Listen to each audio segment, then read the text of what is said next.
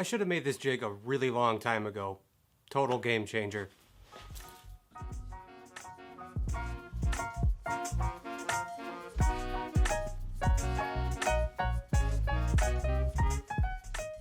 Table saws are great, maybe invaluable, no argument, but if you want to make an angled cut, you're pretty much limited to the 45 degree to 90 degree range. But if we simply turn the stock vertically and make it safe to cut with a jig, now we've opened up a whole new world of degrees. That's why I'm making a beveling jig, and you should too. I already had a bunch of 23 by 13 3/4 ply I picked up from a local guild estate sale that were the perfect size for this jig. I measured the width of my fence and ripped a strip of plywood to match. After placing that strip on top of the fence, I could measure down to the table of my saw and cut the back support that would make up the fence rail system.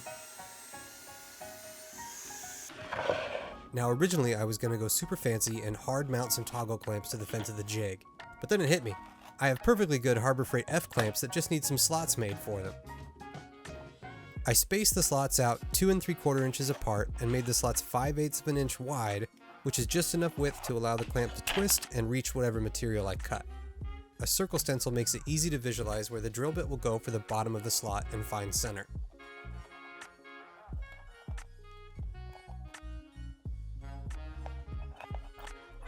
When making your bevel jig, make sure to not improperly drill your holes like I did. I should have drilled a small pilot hole and used the Forstner bit from both sides to avoid tear out. But then again, this is a shop jig, not gallery level furniture, so a little blowout never hurt nobody.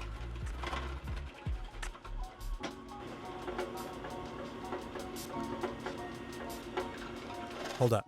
Rewind. Enhance. Look at that transition. To cut the waist of the slots out, I use my bandsaw, but a jigsaw would work too. If you're feeling brave and careful, then this also could be done at the table saw, but it isn't the safest method and not recommended. There's lots of opportunity for kickback.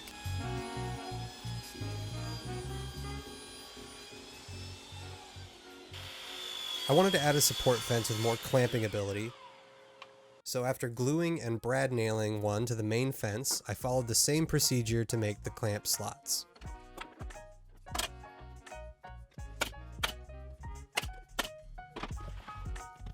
While I'm doing that, if you like hand making things like I do, please consider subscribing and hitting the bell notification so you don't miss out on new content. If you're already a subscriber, thank you for your continued support. It's very appreciated and doesn't go unnoticed.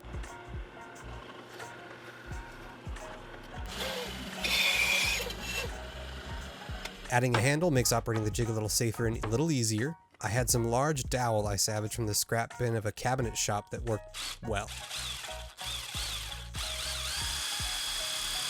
It's essential when drilling the pilot hole in your dowel that your countersink falls off. Don't skip this step. Bonus points if you grab the wrong size Allen wrench twice before fixing your countersink.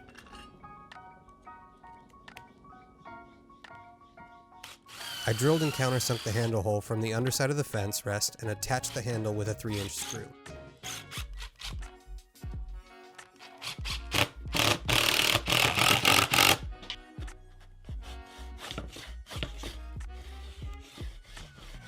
Also, now is a good time to drill and countersink the holes for attaching the front fence to the rail system.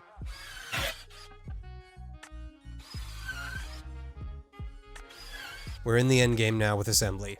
I clamped everything to my table saw's fence, made sure it was square, and then assembled with screws. I opted for no glue to allow for adjustment later if my build was a little off.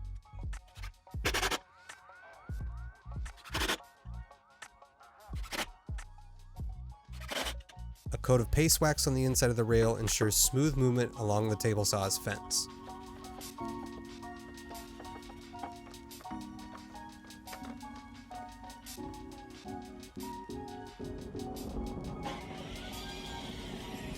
The versatility of this jig, while being so simple, still kind of shocks me. The clamp slots make it very easy to securely hold a variety of materials. In fact, I'll have a project out next week that shows exactly why I built this jig. And if you like shop efficiency projects or woodworking tips, make sure to check out my clipboard making video in the upper right. The planer snipe tip alone is worth the watch from what I hear.